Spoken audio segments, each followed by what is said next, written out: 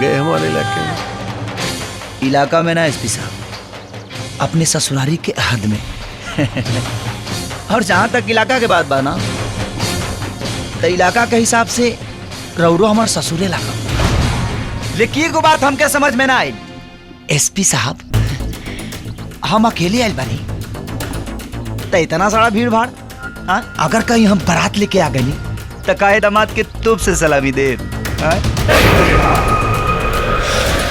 किशन, तुम्हारी एक इच्छा तो अधूरी रह जाएगी, लेकिन हाँ एक वादा जरूर करते हैं, जब तेरी अर्थी निकलेगी ना तो ये गांव जवार के ही लोग नहीं, पूरे जिला के लोग आएंगे एक पागल आशिक का जनाजा देखने। मजा आएगा। अभी फिलहाल गैर कानूनी हथियार रखने के जुर्म में गिरफ्तार करो भाई ने।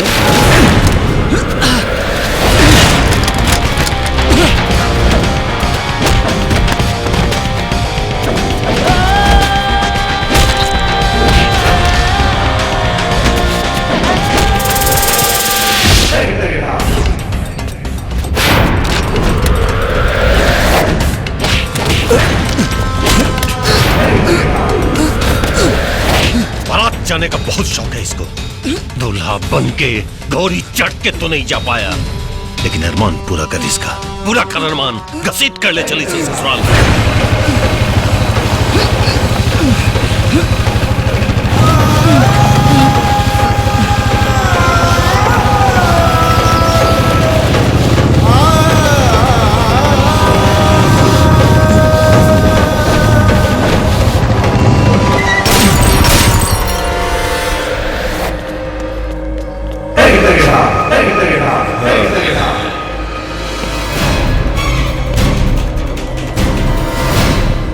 दई लाख बुरा चाहे तो क्या होता है?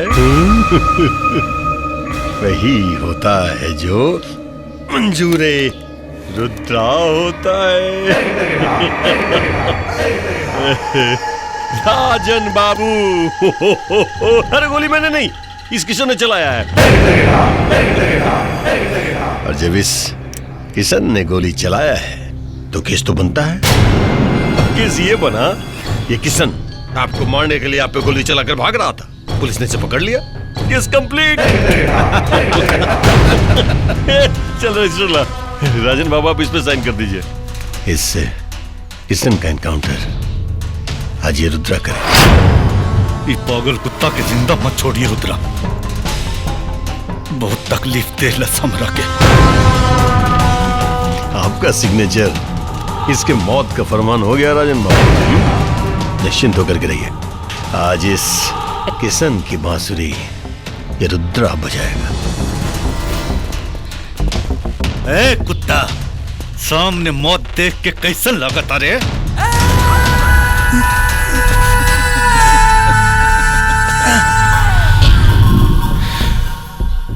मौत से तो हमार पुराना याराना, लेकिन उससे कई गुना ज्यादा खूबसूरत वो जिंदगी बा जौन हमरे सामने खड़ा बा।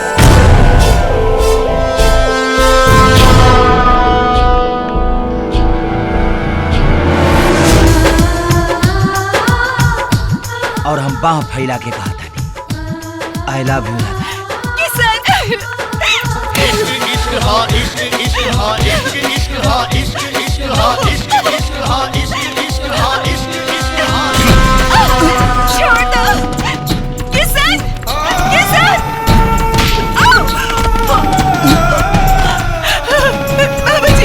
बाबूजी किशन के कुछ ना होके के चाहिए, रोक ली उधर होगा के, रोक ली, वो किशन के मार दी, रोक ली बाबूजी।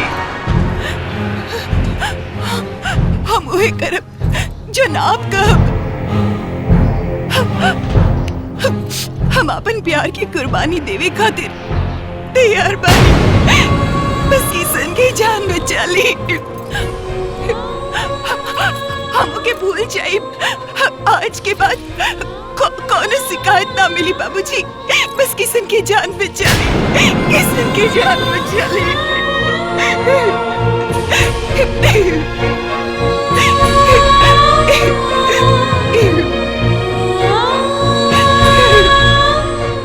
हेलो रुद्रा जी, किशन के एनकाउंटर मत करिए।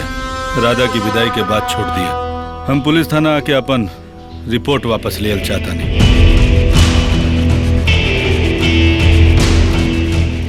मुन्ना। जी भैया। सुजीत सिंह जी से जाके कह दे कि विक्रम के शादी ब्याह ने हुई, तैयारी करे। ठीक भैया। और हाँ, अपनों सब तैयारी भी एक दिन में हो जाएगी चाहिए।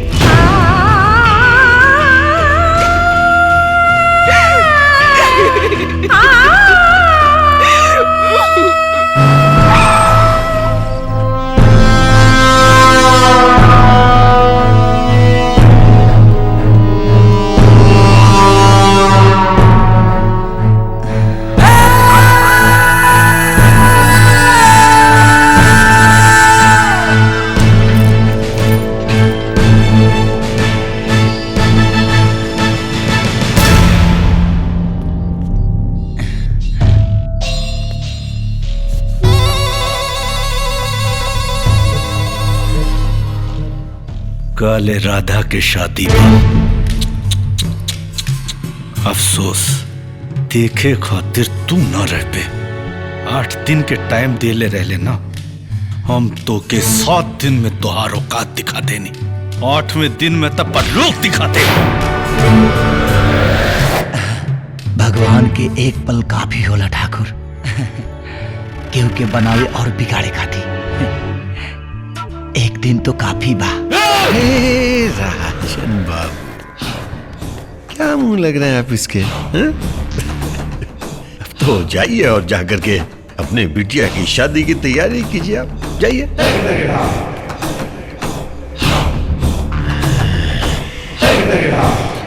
हाँ किशन, तेरे मौत का भी मैंने वही वक्त मुकर्रर किया है जो तेरी मौशुका के डोली उठने का वक्त है।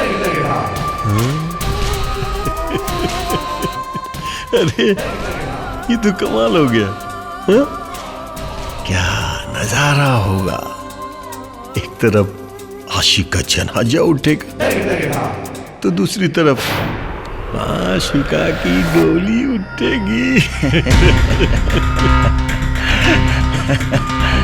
एसपी, डोली तो उठी, लेके जाई वो हमारा करे।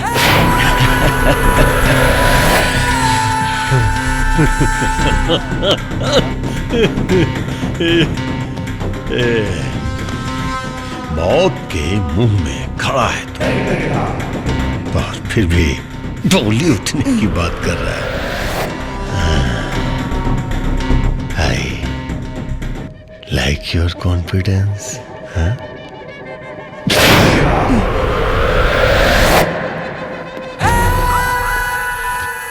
एसपी,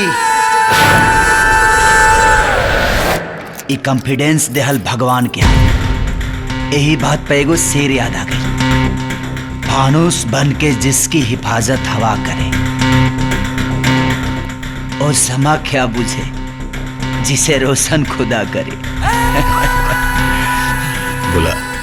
बुला अपने खुदा या भगवान को। मैं भी तो देखूं कि कौन आता है तुझे मुझसे बचाने।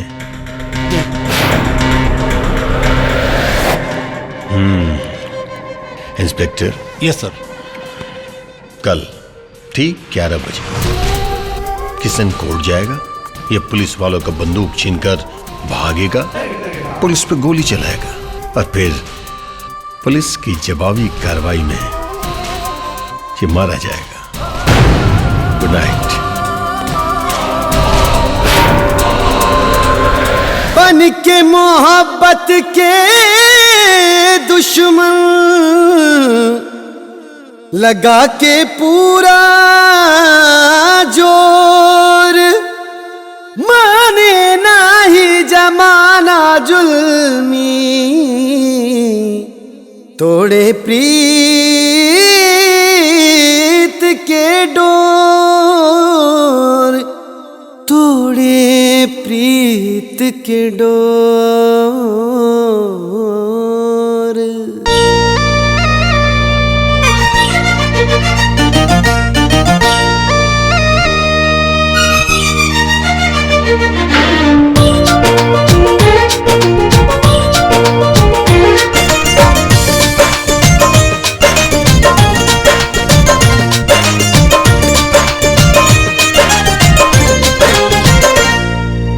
हर एक मोड़ पे आशिकी में आशिक मुजरिम बन जाला। अजबे खेला, अजबे खेला निराला, देखा बे ऊपर वाला।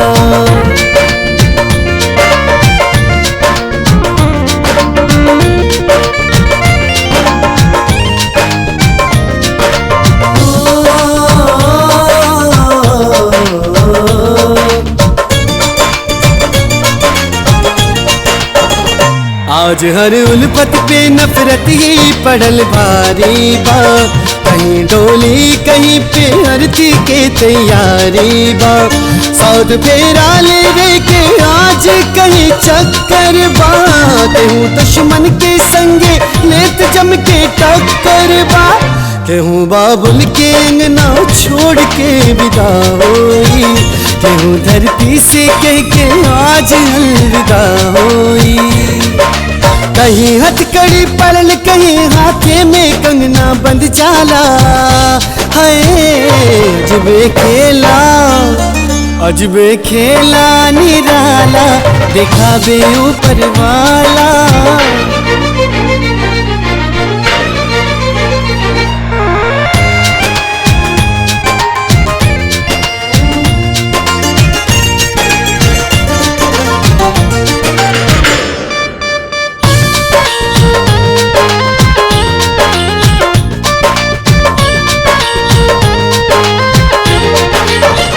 दर्द ले दिल में आशिक ऐसे जब जरी मौला।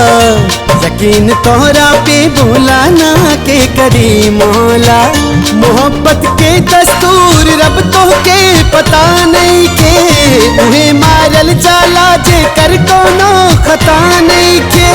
कहीं बेजश्न के वो गम सितम में लागे ला।